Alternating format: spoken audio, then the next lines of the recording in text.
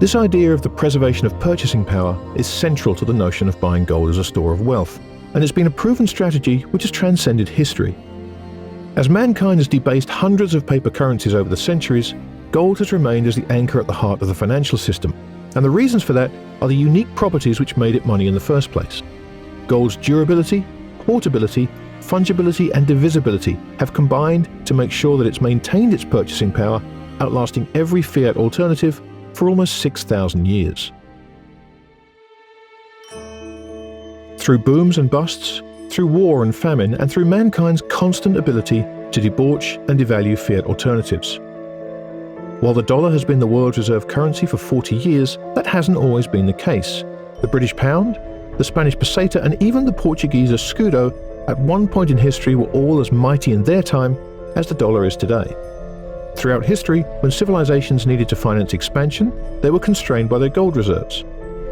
The Romans physically clipped their coins, reducing the amount of gold and silver, and thereby reducing the wages paid to their armies, until such point that the soldiers refused to fight. For the majority of the last 200 years, the world has been on a gold standard of some sort. But we live in the first period in recorded history of a purely fiat currency regime.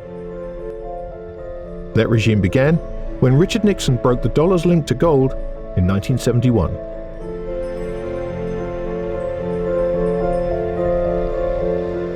Today, the absence of any link to gold has allowed governments to increase debt to completely unsustainable levels.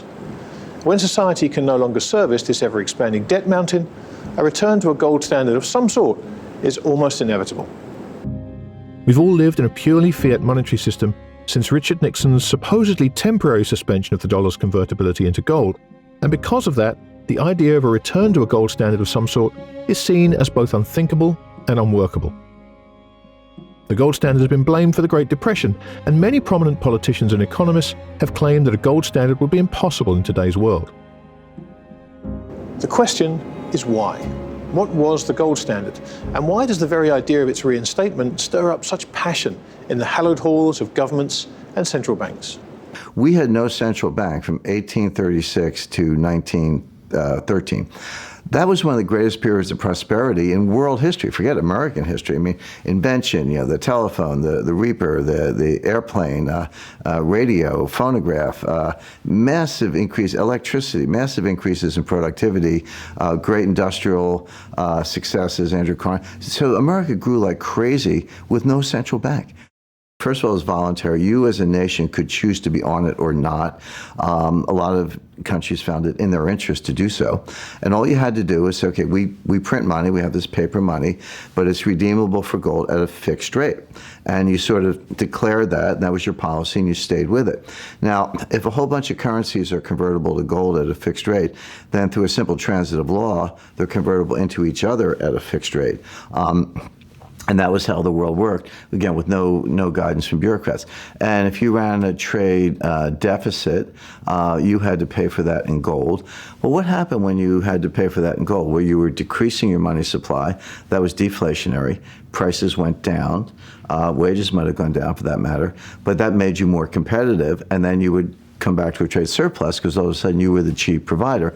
Likewise, if you were running a trade surplus and you were getting all this gold, what happened? Your money supply increased. That was inflationary. Your prices went up. You were less competitive. So this was a self-equilibrating system.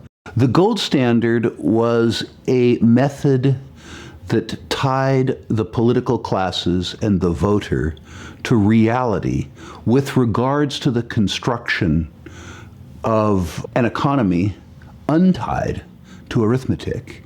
We've had a number of occasions when a gold standard basically broke down, but it was never because of the system, never because of the gold. It's always been because of politicians breaking the gold standard. The gold standard didn't work because it didn't allow the spenders to plunder the savers.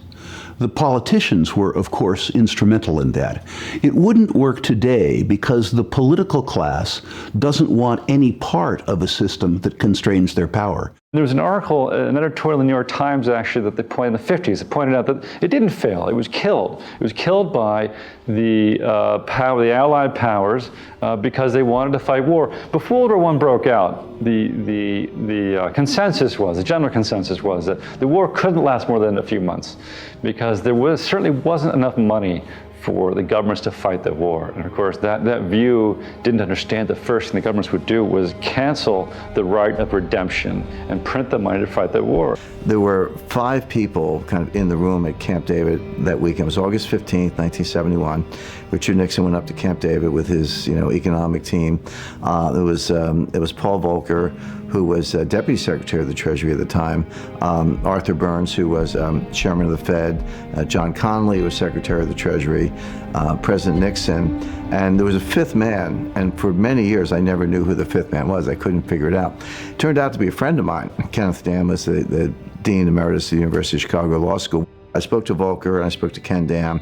So I spoke to 2 of the 5 people who were there most involved with the decision, and they all told me the same thing, which is they really thought it was temporary. So a monetary system which had endured for thousands of years was terminated by the stroke of a president's pen. But what changed when Nixon shut the gold window, removing the dollar's anchor? And how has that affected the way we think of money today? The world changed tremendously after Nixon closed the gold window.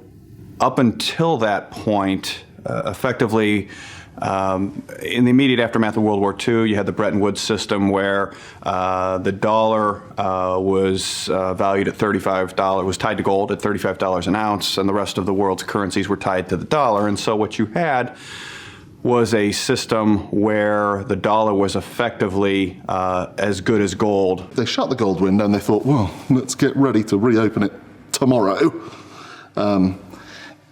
And see, just in case everyone sort of, there's a run on the dollar, or the people lose confidence in the monetary system. Let's get ready to reopen the window pretty much immediately.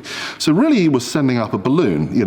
Let's try this policy because we've really run out of money, and the other option is to actually run a much tighter fiscal system. So it wasn't the actual fact of closing the window that changed anything. It was the fact that everybody else accepted it. Right? If everybody had said, what, dollar, piece of paper, forget it. No.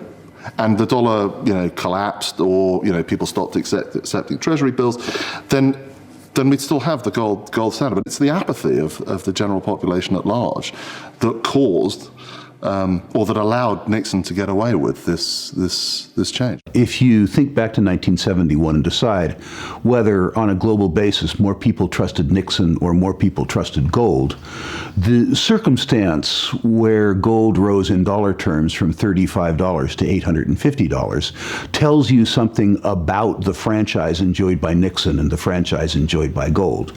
So what really happened to gold? Nothing. What happened to the US dollar in the ensuing 40 years? Catastrophic. The entire financialization of the system came about because of this soft default on US Treasuries that happened in 1971. Of course, it's a soft default because it was a temporary suspension of the convertibility of the dollar, and i.e. they still owe that gold. So in common parlance, when Nixon abandoned the gold standard, as it's called, in August of 1971, the idea is that gold stopped being money because the dollar wasn't tied to it. And there were people who thought gold would collapse. Without the monetary demand, gold would go away. It's absolutely crazy because, of course, it was the dollar's connection to gold that stabilized the dollar, not the other way around.